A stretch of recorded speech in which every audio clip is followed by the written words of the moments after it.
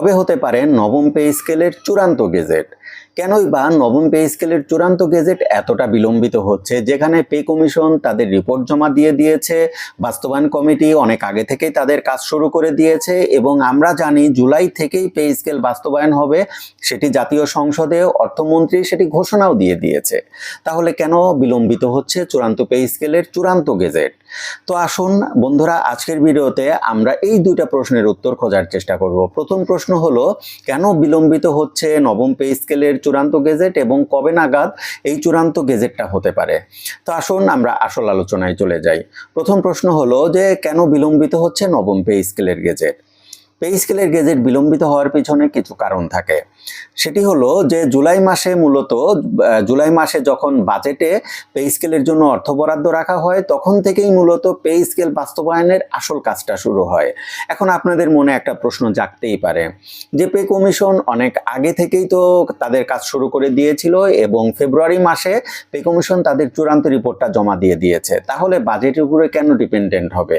এবং বাজেটেও তো কতটুকু বরাদ্দ রাখা হবে সেটিও তো জুন মাসেই ফিক্সড হয়ে গিয়েছে, তাহলে গেজেট প্রকাশ কেন এতটা বিলম্বিত হচ্ছে? দেখুন, অন্য সববারের পে স্কেল আর এইবারের পে স্কেল কিন্তু একটু আলাদা আছে। নবম পে স্কেল বিলম্বিত হওয়ার পিছনে তিনটি কারণ আছে। প্রথম কারণ হলো এই পে স্কেল ধাপে ধাপে বাস্তবায়ন হবে। প্রথম বিলম্বিত হওয়ার কারণ হলো, প্রথমে চিন্তা করা হয়েছিল পে স্কেলটা বাস্তবায়ন করা হবে 3 ধাপে।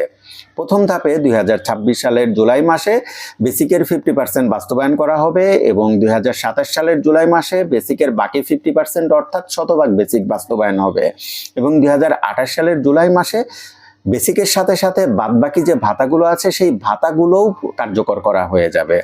কিন্তু যখন বাস্তবায়ন প্রক্রিয়ায় চলে যাওয়া হলো, তখন দেখা গেল এই প্রক্রিয়াটা যথেষ্ট কঠিন এবং ব্যয়বহুল এবং যথেষ্ট সময় সাপেক্ষ বিষয়।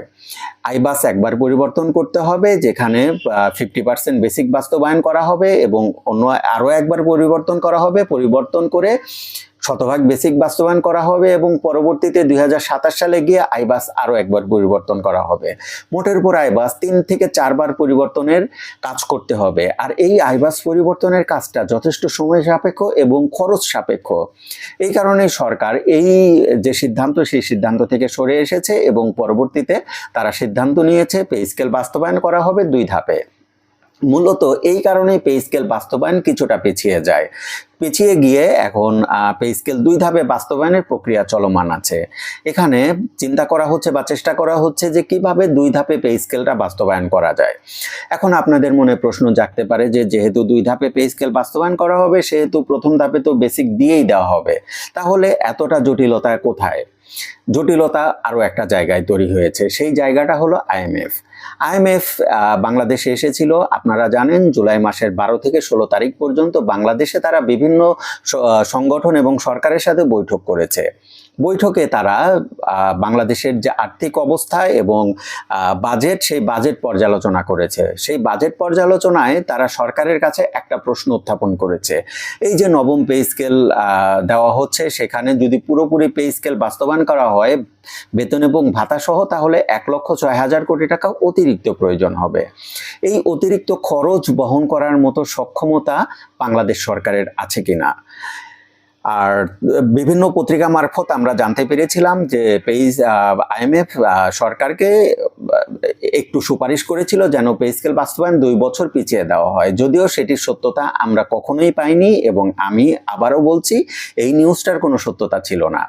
এই কারণে যেহেতু আইএমএফ সরকারকে পে স্কেল নিয়ে একটু আপত্তি বা প্রশ্ন করেছিল, সেহেতু সরকার পে স্কেল নিয়ে আরও একটু পর্যালোচনার প্রক্রিয়ার মধ্যে দিয়ে বাস্তবায়ন করার চিন্তা ভাবনা করছে। এই কারণে পে স্কেলটা আরও একটু বিলম্বিত হচ্ছে বলে আমার ধারণা। মূলত এই দুইটি কারণেই পে স্কেল বাস্তবায়ন কিছুটা বিলম্বিত হচ্ছে। এখন আরও একটা প্রশ্ন জাগতে পারে যে তাহলে গেজেট কবে নাগাদ হতে পারে?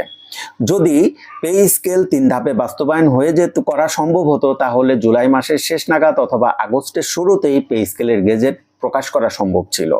যেহেতু সেটি সম্ভব হচ্ছে না, তাই পে স্কেলের গেজেট প্রকাশ কিছুটা বিলম্বিত হবে।